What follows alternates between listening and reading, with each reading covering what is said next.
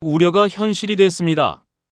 그것도 예상했던 것보다 훨씬 더 잔인하고 심각한 방식으로 민주당 선대위가 긴급 기자회견을 열었습니다.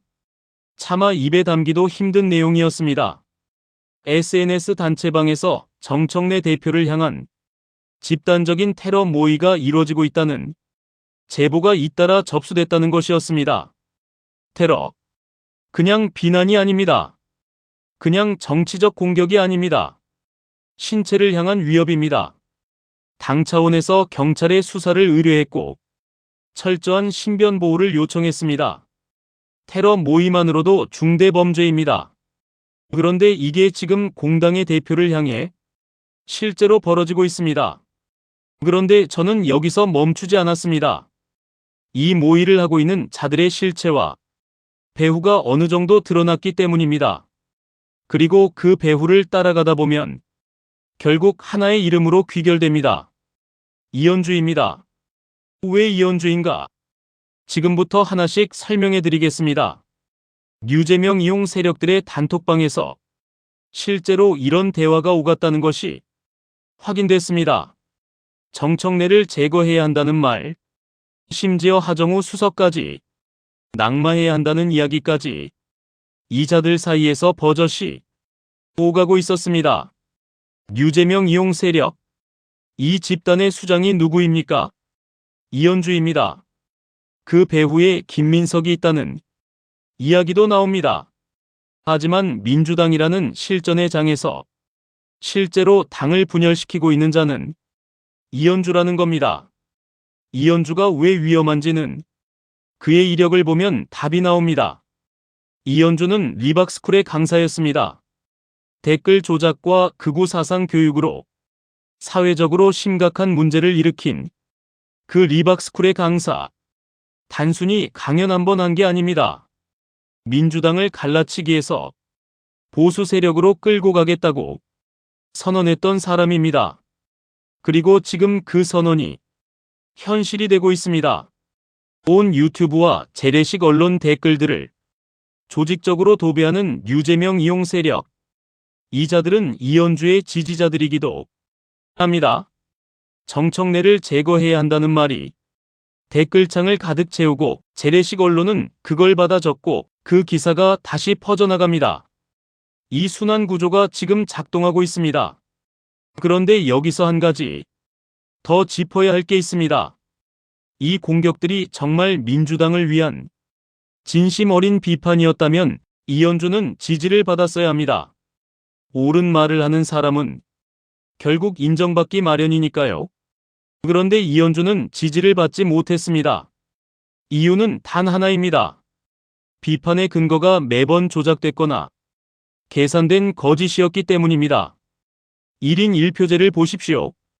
당원 85% 이상이 찬성한다고 답한 사안이었습니다.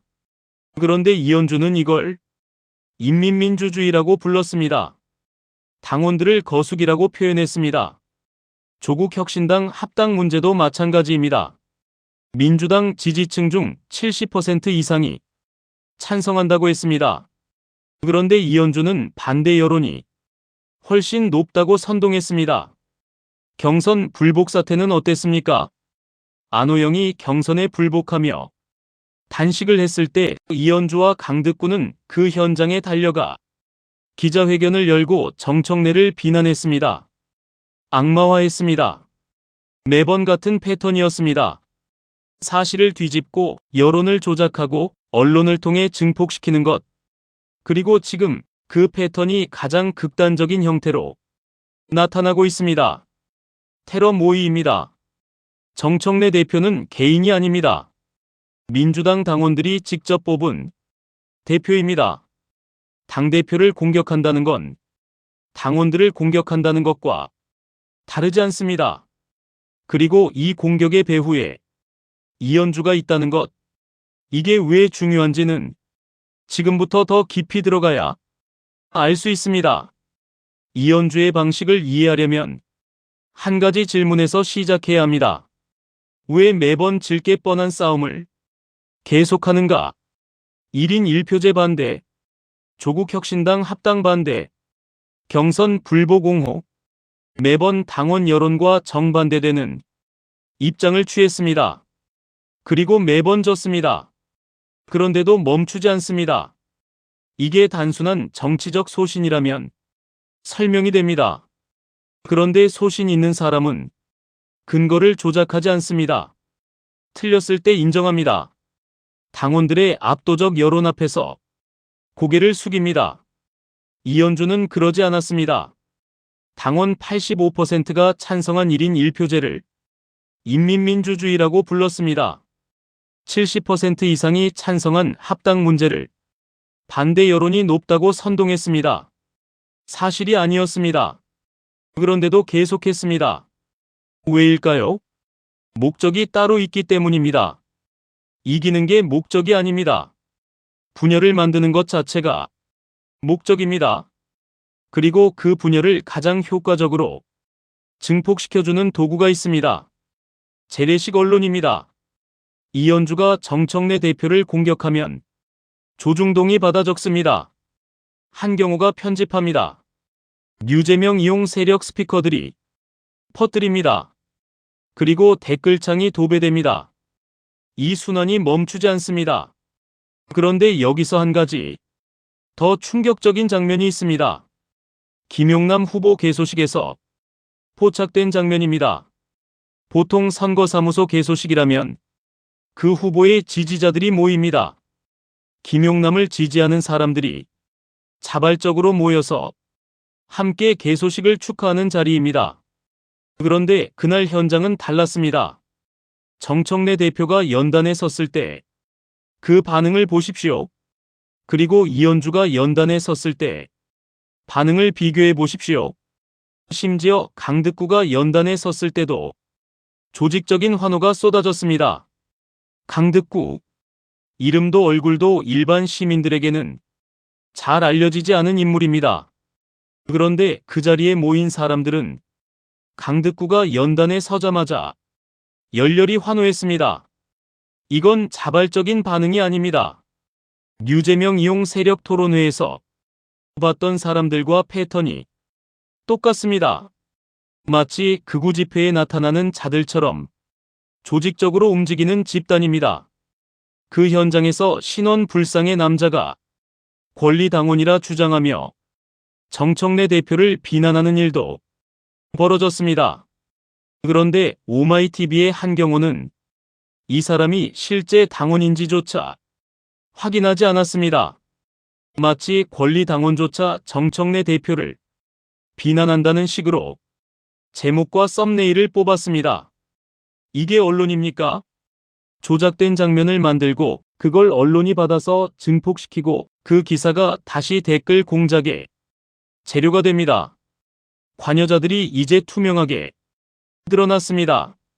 류재명 이용 세력에 붙어있는 사람들은 물론이고 여기에 붙어먹던 스피커들과 한경호 같은 재래식 언론들, 이들 모두가 공범입니다. 그런데 이들의 방식이 상식적이고 공정했다면 어떻게 됐을까요? 민주주의는 끊임없는 토론과 경쟁을 통해 작동합니다. 비판이 있어야 합니다. 반대 목소리도 있어야 합니다. 그게 정상적인 정당의 모습입니다. 그런데 지금 이현주와 그 주변 세력이 하는 건 정상적인 비판이 아닙니다. 조직적으로 집단을 구성해서 상대를 제거하려는 것입니다. 그 빈자리를 차지하려는 탐욕만 가득합니다. 그리고 그 집단을 구성하는 사람들을 보십시오. 이현주, 송영길, 김용남, 신인규, 배후로 의심되는 김민석까지 단 한 명도 예외 없이 배신 전력이 있는 자들입니다. 이현주는 당적을 7번 바꿨습니다. 송영길은 친노, 반노, 친문, 반문, 친명을 돌아다녔습니다. 김용남은 국민의힘에서 넘어왔습니다. 신인규는 이준석의 오른팔이었습니다. 배신의 DNA를 가진 자들이 모여서 집단을 이루고 있습니다. 그리고 김관영을 보십시오. 현금 살포로 제명당한 그가 무소속으로 전북지사에 출마하겠다고 했습니다. 그 캠프의 안호영 지지자들이 합류하고 있다고 합니다. 이게 해당 행위가 아니면 무엇입니까? 당에서 퇴출되어야 하는 이유가 이보다 더 명확할 수 있겠습니까?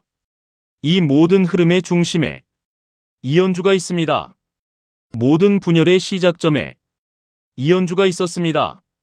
1인 1표제 논란, 조국혁신당 합당 반대, 경선 불복 사태, 그리고 지금의 테러 모의. 이현주가 직접 테러를 지시했다는 게 아닙니다.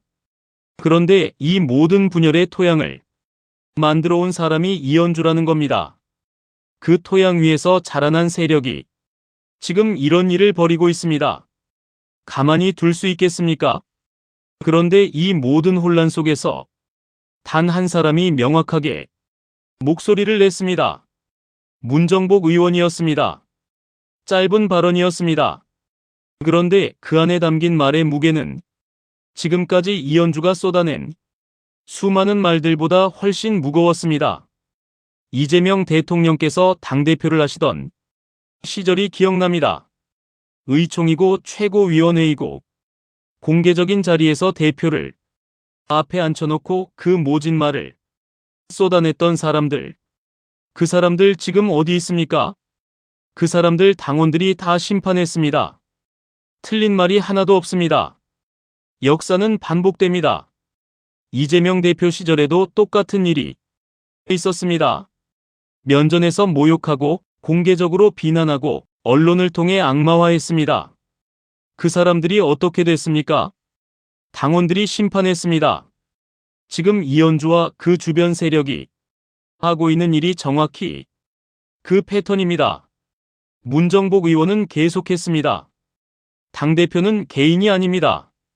당원들의 모든 총의로 만들어진 대표입니다. 그 대표가 결정한 사안에 대해 당원들께 제안을 했습니다. 이제 공은 당원들께 넘어갔습니다. 이 말이 왜 중요한지 아십니까? 이현주가 그토록 반대했던 1인 1표제도 조국혁신당 합당도 결국 당원들이 결정할 문제였습니다. 당원 85%가 찬성했습니다. 70% 이상이 찬성했습니다. 당원들은 이미 답을 냈습니다. 그런데 이현주는 그 답을 인정하지 않았습니다. 인민민주주의라고 불렀습니다. 당원들을 거수기라고 표현했습니다. 이게 무슨 말인지 아십니까? 민주당을 지지하는 수십만 당원들을 향해 당신들의 판단은 틀렸다고 말한 겁니다.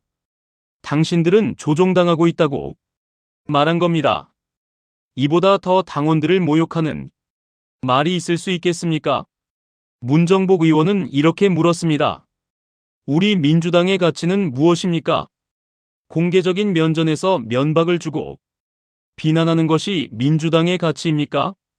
적어도 공당의 대표가 제안한 내용을 가지고 이렇게 공개적인 석상에서 모욕에 가까운 얘기를 하는 것은 당원으로서의 자세가 아닙니다.